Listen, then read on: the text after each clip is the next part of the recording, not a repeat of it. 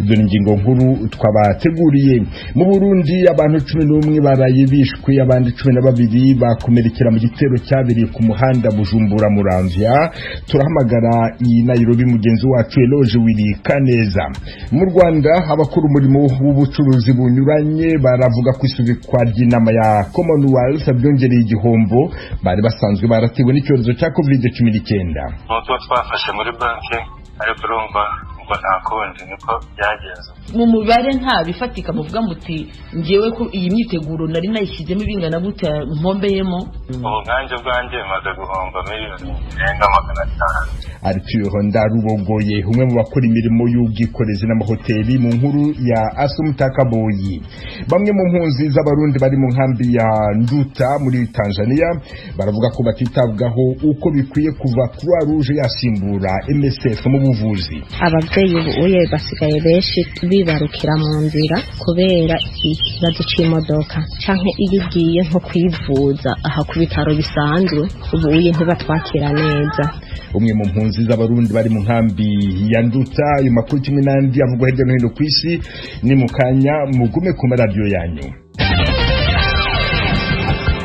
Duhere ku makuru avugwa hirya no hino ku isi mwateguriwe kandi mugezwaho na mugenzi wacu Aloyize Bigirimana. Aloyize wiriweho? Mwiriwe Benice, turabashikiriza amakuru agizwe ahanini n'avugwa muri Afrika. Igisirikare cya Repubulika ya Demokarasi ya Kongo ejo ku munsi w'Imana carishe abaroberi 10 b'umuhari w'iterabwoba wa ADF mu karere kahungabanijwe n'intambara mu buseruko bw'igihugu. Ivyo bitero byatanguye ku munsi wa kane mu ntara za Kivu y'uburaruko na Ituri, aho abasirikare n'abapolisi bategetse gusubirira ubutegetsi bwari mu minwe y'abasivile mu kiringo c'iminsi 30. Anthony Mwalushayi, umuvugizi wa gisirikare mu gisagara ca Beni muri Kivu y'uburaruko, avuga ko biyemeje kurangiza na ADF rimwe rizima kugira abanyagihugu bo muri iyo ntara bahabwe amahirwe yo kuba mu mahoro.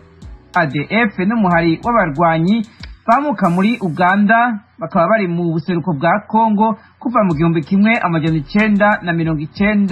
1995 bakaba bamaze kwirahira abasivile barenga 1000 kuva mu kwezi kwa11 muri Beni honyene. Ibiro by'ishiramwe mpuzamakungu ONU ryita ku burenganzira bwa muntu bisaba Uganda gusubiramwo itegeko rihana abakundana bahuje igitsina kuko riciye kubiri n'uburenganzira bwa muntu kandi ruhungabanya amagara y'abantu. Iryo tegeko ryemejwe n'inamashinga amateka na henguza amateka za Uganda mu ndwi iheze, ryatanguye kwihwezwa kuva mu 2015. Abategetsi baharanira uburenganzira bwa muntu bavuze ko batewe umutima uhagaze n'iryo tegeko rigamije guhana umugwi wose w'abantu. Abapolisi 5 bari mu bantu 6 bishwe ku mugoroba w'ejo ku munsi w'Imana na bombe y'umwiyahuzi i Mogadishu muri Somalia nk'uko babibonye hamwe n'abategetsi babivuze. Major Sadiq Aden Ali, umuvugizi w'igipolisi cya Somalia, yaremeje ayo makuru kandi avuga ko hari abapolisi 2 n'ipete rya komanda bafiriye muri ico gitero. Ico kibombe cyaturikijwe n'umwiyahuzi yaracambariye ko yegereye abo bapolisi hafi saa 3 z'ijoro z'umugoroba mu masaha y'i Mogadishu nk'uko babibonye babivuze. Igipolisi kivuga ko abandi bantu 6 bakomeretse. Abategetsi ba Somalia bacegeka kubagwanya umuhari w'iterabwoba wa Al-Shabaab. Washington, ijwi rya Amerika. Muri Afrika kandi abahoze ari abasirikare ba ONU bamuka muri Ethiopia, aho intara zitari nke zirimwo na Tigray yasizikajwe n'intambara z'amoko basavye ubuhungiro muri Sudani nk'uko byashikirijwe na ONU ejo ku munsi w'Imana. Abo bahoze ari abasirikare ba ONU mu mugwi UNAMID wagiye kubungabunga amahoro muri Sudani bari batekanijwe gutahukanwa inyuma yaho ikiringo cyabo muri ico gihugu kirangiriye mu kwezi kwa12. Umuvugizi wa UNAMID yavuze ko abo basirikare 120 basavye gukingirwa n'amakungu. HCR nayo nyene yaremeje ko basabye ubuhungiro muri Sudani. Ntibiramenyekana nimba abo bose bamuka mu ntara ya Tigre yo muri Ethiopia. Mu makunga bimukira barenga 1,200 bari mu bwato bw'abarovyi barashitse mu izinga ry'Ubutaliyano inyuma yo kumara amasaha 12 mu mazi. Ibimesha makuru byo mu Butaliyano byavuze ko ubwato bw'igipolisi ikizura mu mazi bwabaherekeje gushika mu izinga rya Lampedusa ejo ku munsi w'Imana. Inyuma yaho baboneye mu ibahari Mediterane basigaje ibirometero bike ngo bashike ku musozi. Kimwe mu bimesha makuru mu Butaliyano cyavuze ko bamwe muri abo bimukira bagizwe ahanini n'abagabo bamuka muri Bangladesh na Tunisia. Umukuru w'abatalibani muri Afghanistan ejo ku munsi w'Imana yarashimye ibikorwa biriko biraba byo gutahukana abasirikare ba Amerika n'aba OTAN mu gihe abategetsi b'i Kabul bavuga ko abasize ubuzima mu gisasu cyaturikiye hanze y'ishure bamaze kurenga 60. Abategetsi hamwe n'imiryango y'abapfuye babwiye imesha makuru ko igitigiri cy'abahitanywe n'ibyo bisasu byo ku munsi wa gatandatu ubu kigeze ku bantu 63. Abantu barenga 150 barakomeretse bikomeye, nta n'umwe yemeye kuba hejuru y'ubwo bwicanyi.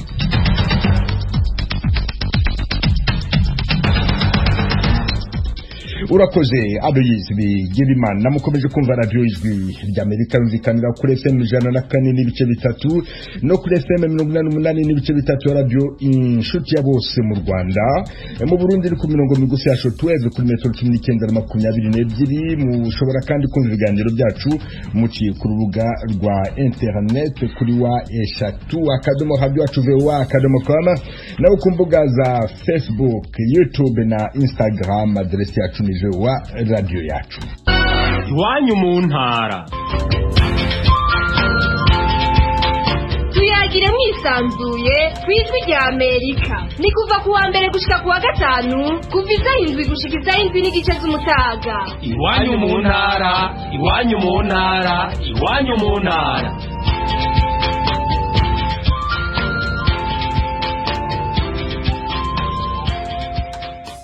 Aya makuru tuyahere mu Burundi aho abantu 11 baraye bishwe abandi 12 bagakomerekera mu gitero cyabereye ku muhanda Bujumbura Muramvya.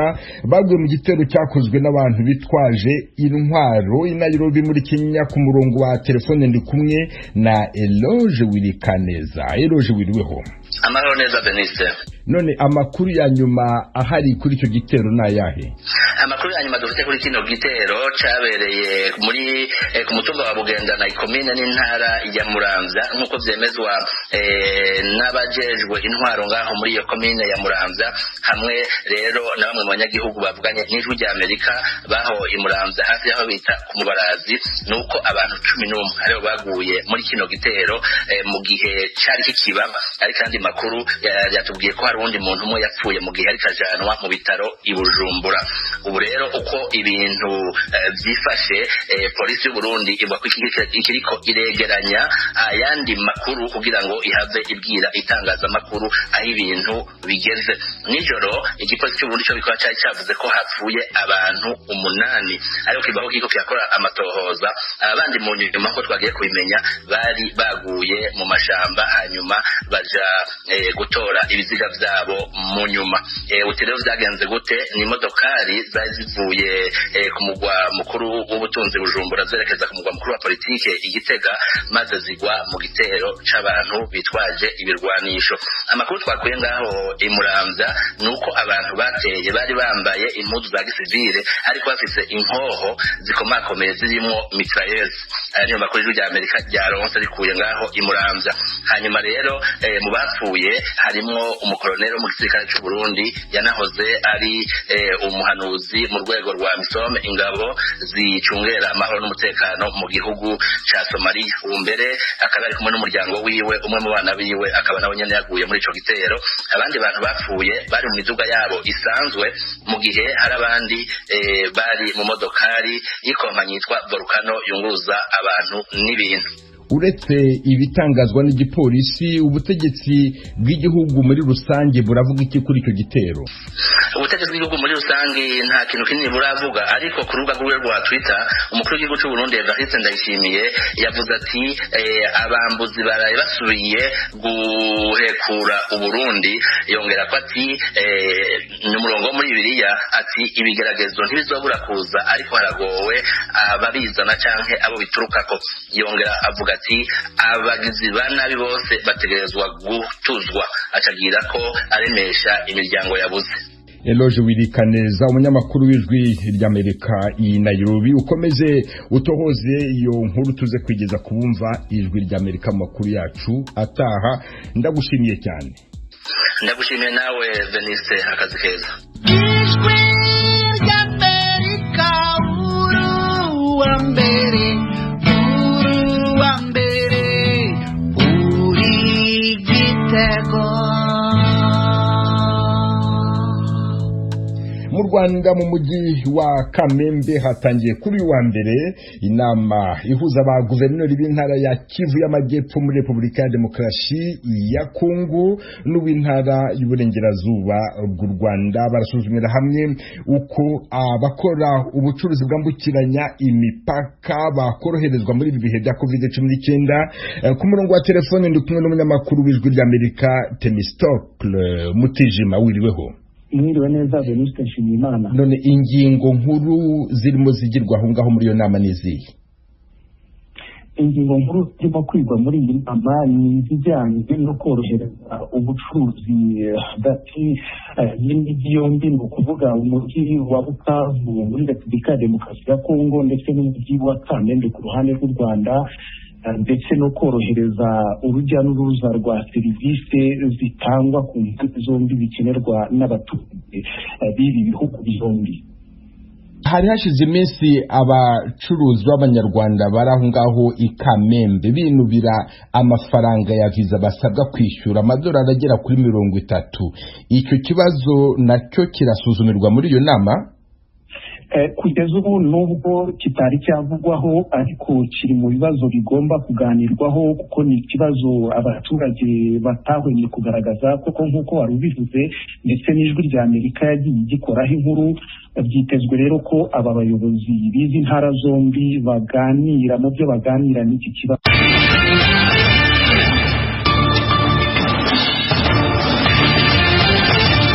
Iyi mwumva ni radio ijwi ry'Amerika ivugira Washington DC mu Kirundi n'Ikinyarwanda. Nongeye kubasuhuza muri kumwe na Venuste Nshimiyimana. Mu Rwanda mutwumvira kuri FM 104.3 no kuri FM 88.3, naho mu Burundi turi ku mirongo migufi ya shortwave kuri metero 19 na 22. Dore ingingo nkuru twabateguriye. Impunzi z'abarundi bari muri Tanzania mu nkambi za Mutenderi, Nduta na Nyarugushu baravuga ko nta bikoresho byo gupimwa virusi ya corona birahagezwa. Nta bipimo biriho ishobora gupima vuba bwango umuntu tumenye ko agwaye corona, kuko naho yoza bakamutora heza iminsi 3 ngo bamutware aba amaze kwandikiza ababaze kuba benshi. Umwe mu mpunzi zo mu nkambi ya Nduta. Irushanwa nyafurika mu mukino w'amaboko basketball rizwi nka Basketball Africa League BAL ribera mu Rwanda rirakomeje. Ikipe y'u Rwanda yaraye itsinze iyo muri Nigeria ku manota 83 kuri 60. Bakinye nka ikipe kandi umutoza Alan Meja nibyo yashakaga. Asha kumugisha umunyamakuru imikino wa Super Sport, turahamagara mugenzi wacu Jean-Claude Munyandinda. Mu Bufaransa kuri wa mbere hatangiye inama yisuzumirwamo uko ubukungu bwa Sudan bwazahurwa. Hatumiyemo abakuru b'ibihugu 18 muri bo Perezida w'u Rwanda Paul Kagame. Ayo makuru kimwe n'andi avugwa hirya no hino ku isi ni mukanya mugume kuba radio yanyu. Nuhere ku makuru avugwa hirya no hino ku isi mwateguriwe kandi mugezwaho na mugenzi wacu Aloyize Bigirimana. Aloyize, wiriweho? Tagize mwiriwe Venice, ndamutse namwe muteze amatwi muri aka kanya. Igihugu cha Arabia Saudite cyariyemeje gufasha kugondoza ibihugu n'amashirahamwe mpuzamakungu aheraniwe na Sudani kuyihebera umwenda urenga miliyaridi 50 z'amadolari. leta mfatakibanza ya Sudani irongowe n'umushikiranganji wa mbere Abdallah Hamdoke iriko irahangana n'ibibazo by'ubutunzi no guhindura amategeko amwe yerekeye iby'ubutunzi, mu gihe iriko iranasaba amakungu kuyihebera imyenda yaheranye. Arabia Saudite iza ku mwanya ugira gatatu w'ibihugu biheraniwe na Sudani ku mafaranga angana imiliyaridi 4 n'imiliyoni 600 z'amadolari nk'uko ibiharuro by'ikigega mpuzamakungu cy'ubutunzi FMI kivyerekana. Umushikiranganji wa mbere wa Israeli Benjamin Netanyahu yavuze ejo ku munsi w'Imana ko atamugambi afise wo kurangiza yihuta ibitero by'indege muri Gaza inyuma y'amasaha indege ziwe za gisirikare zisambuye amagorofa 3 zongera zica abantu bashika kuri 42. Mu ijambo yashikirije kuri televiziyo NBC yaha muri Amerika, Netanyahu yavuze ko ibitero bizobandanya hakoreshejwe ingufu zose zishoboka kandi bikazofata igihe. Yavuze ko naho hari utwigoro tw'amakungu asaba ko haba amasezerano yo guhagarika intambara, ibitero byo gusambura umuhari w'iterabwoba Hamas bizobandanya kugira uwo muhari ntuzosubire guhungabanya umutekano w'igihugu ciwe.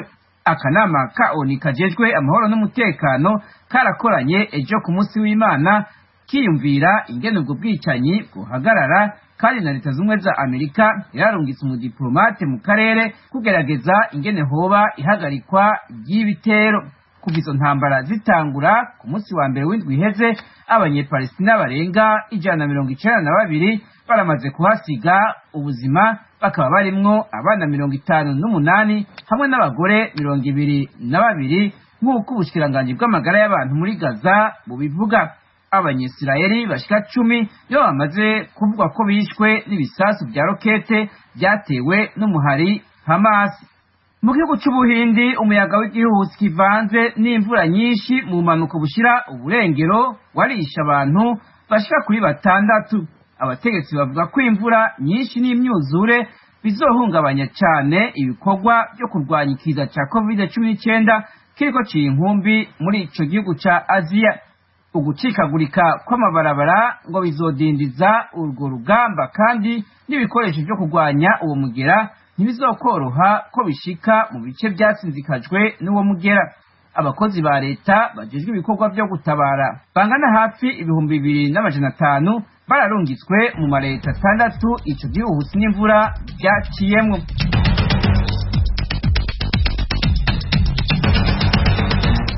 Urakoze abayizi bigerimana mukomeje kumva radio ijwi ry'Amerika yumvikanira kuri FM 104.3 no kuri FM 88 n'ibice bitatu radio inshuti ya bose mu Rwanda. Mu Burundi ni ku mirongo migufi ya shortwave kuri metero 19 mushobora kandi kumva ibiganiro byacu muciye ku rubuga rwa internet kuri wa eshatu akadomo radio acuzo wa akadomo koma, naho ku mbuga za Facebook, YouTube na Instagram aderesi yacu ni wa radio yacu.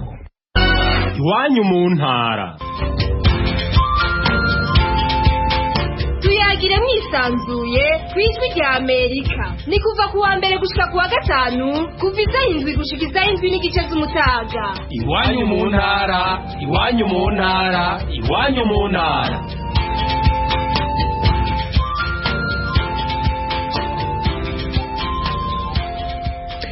Nayo wabwiraga mu ntangiriro z'aya makuru, mu Bufaransa kuri uyu wa mbere hatangiye inama ihuza perezida w'Ubufaransa Emmanuel Macron n'abandi bakuru b'ibihugu 18 barasuzumira hamwe uko Sudani yafashwa kugira ngo yongere yisuganye mu bukungu nyuma y'imyaka myinshi yamaze mu ntambara no mu butegetsi bw'igitugu. Ejo hazaba indi nama izasuzumirwamo inzira zanyurwa kugira ngo ubukungu bw'ibihugu bya Afurika bwazahajwe n'icyorezo cya COVID-19 nabwo buzahurwe.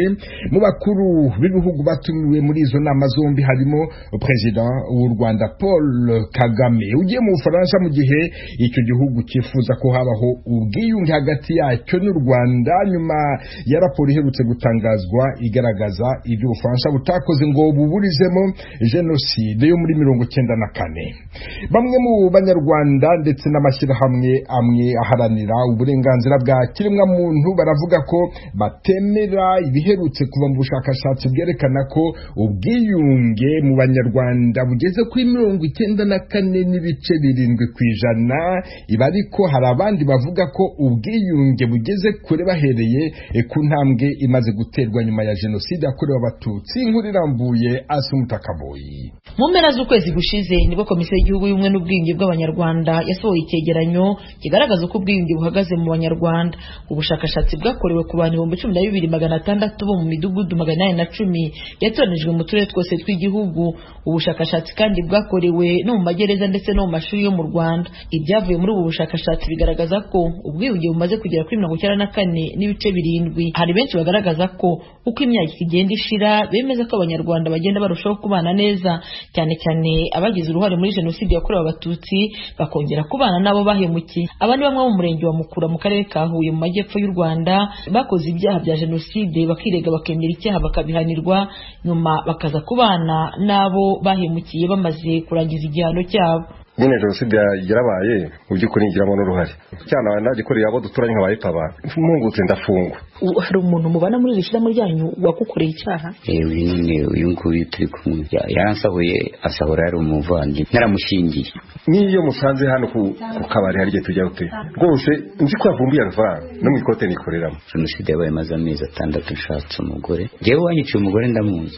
Umwana we navuye kumusabira, urumva umwana w'umuhungu we navuye kumusabira umugeni. Nukuvuga ngo izo mbabazi surumva papa narazimuha. Umwana we rubundi twarawe ndamubwira mva mwana na wowe arabizi ndabimubwira ni papa wawe wanyiciye umugore. Ntuzagira ikibazo, ntuzajye nk'ibyo papa, uzagira nk'ibyo papa yakoze. Nubwo biruko ariko hari bamwe mu bacitse ku icumu bakemeza ko imibare ivugwa na komisiyo y'ubumwe n'ubwiyunge batayemera bitewe n'uburyo babanamo n'ababahemukiye mu gihe cya jenoside yakorewe abatutsi. Uyu ni umwe mu bacitse ku icumu, avuka mu karere ka Bugesera mu murenge wa Ririma ni mu ntara y'Iburasirazuba. Hari umuntu umwe yarahazaga nawe yari umukristo w'imbere aho ngaravuga atari ku yungu ntigeze asaba imbabazi. Undi nawe mu gusubiza aravuga ngo ariko ngo jewe nagiye mu gitero kantu bari bihishe ko kukagera numvise impamvu ntamusaba imbabazi nuko ntamubonye, kandi yari ari mu gitero kije kumuhiga ariko akavuga yuko atamubonye bityo nta n'icyaha yamukoreye. Iyo aza kumubona se ntaba yaramwisha aba yaramusabye imbabazi yarapfuye se? Kiriya gipimo bagishingira kuri polisi za leta zihari. Ntabwo jewe nahita mbyemera ko ariho tugeze koko. Mu bushakashatsi bwasohowe na komisiyo y'igihugu y'uburenganzira bwa muntu igaragaza ko kubana kw'abanyarwanda bigeze kuri 97.1%. Iyi mibare niyo benshi bagaragaza ko bishoboka kuzamo gukabya bitewe n'ibyo bagenda babona mu miryango yabo. Ildefonse niyo mugabo ayobora umuryango ufasha abatishoboye cyane cyane abo amateka agaragaza ko basigaye inyuma.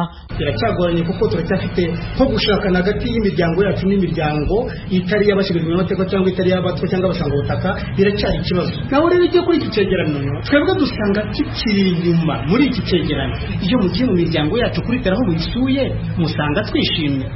Ngende bugaruke ku mvugo zikoreshwa igihe hakiriho imvugo zipfobya agaciro k'umuntu, kumva wajya kuyoboza nguharane ni kwa kubatwa, ni kwa segatwa, kwa nyarito. Komisiyo y'igihugu y'ubumwe n'ubwiyunge bw'abanyarwanda isobanura ko idashyigikiye ikintu gicamo abanyarwanda ibice.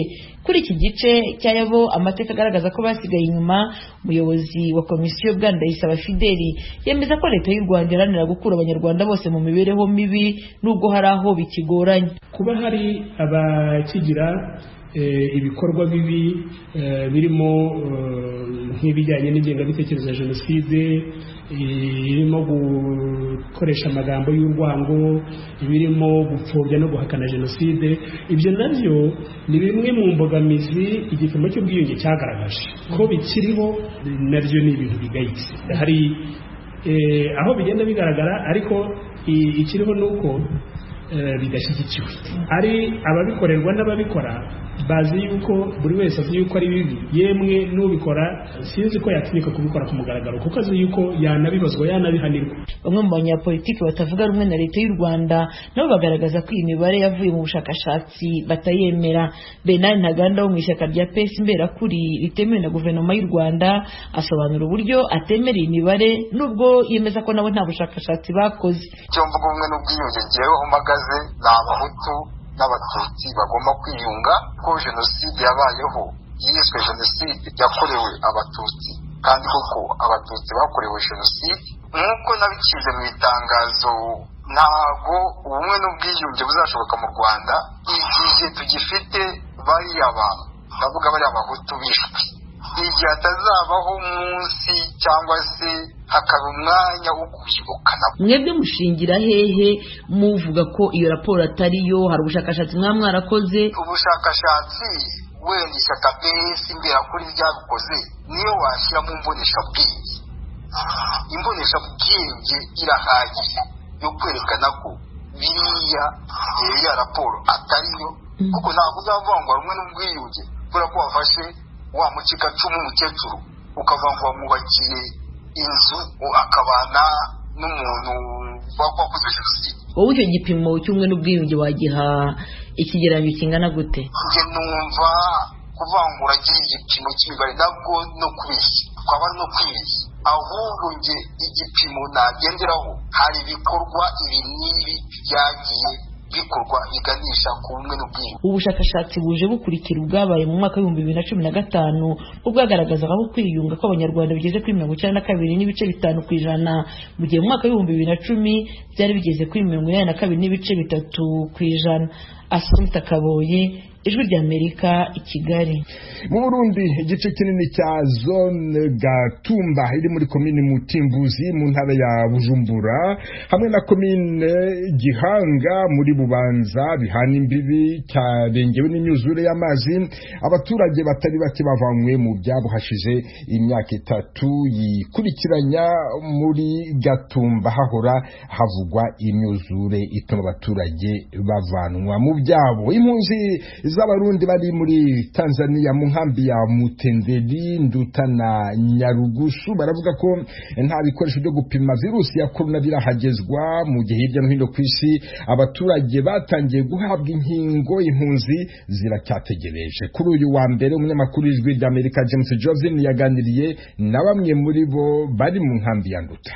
Tugerageje kuraba hano mu ikambi rero no kuri namwe h'Imana ufashe ngo iyo ngwara ishike hano mu ikambi no kuri yo tumara nta bipimo biriho bishaka gupima vuba bwango umuntu tumenye ko agwaye corona, kuko naho yoza bakamutora heza iminsi 3 ngo bamutware abamaze kwandukiza ababaze kuba benshi, kuko ugerageje kuraba batubwira ko igituo kiriho gusa gishaka gupima kikemeza ko umuntu agwaye coronavirus ni Dar es Salaam. Umuntu rero mwe n'uyo amaze gufatwa tumaze kumwikeka ashaka kikekwa ko yobagwaye amaze kwerekana bya bimenyetso, ni hamwe bamutora bagatwara ibipimo bikenewe kuza gupima bakabaca birungiye Dar es Salaam. Ibimvire nawe bigiye Dar es Salaam bizogaruka ryari? Twebwe turi hano tuzamenya gute ko umuntu yanduye cyangwa atanduye? Mu bisanzwe ngaha Induta nta bipimo bihari bipima ico kiza. Twe twifuza yuko ashe tworonka ibintu bye ibikoresho bikwiye kugira umuntu wese afashwe ngaha aye agende gupima ngaho hafi byoroshe, kuko numva ngino mu y'inkambi nta bipimo bihari ngo barinda gusafi isafari hiyo za Dar es Salaam.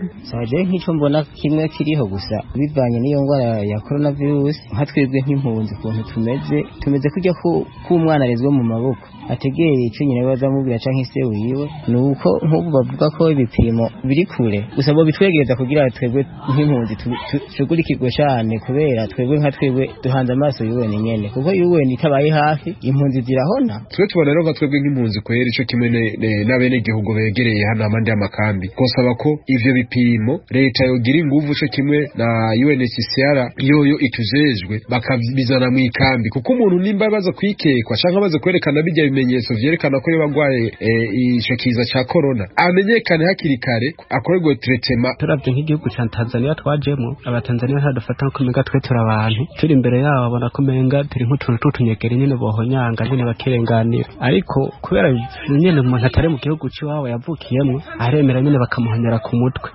Tuje kuri iki kibazo ca corona ni ingwara iteye ubwoba cyane, kuko irajugumiza isi irikira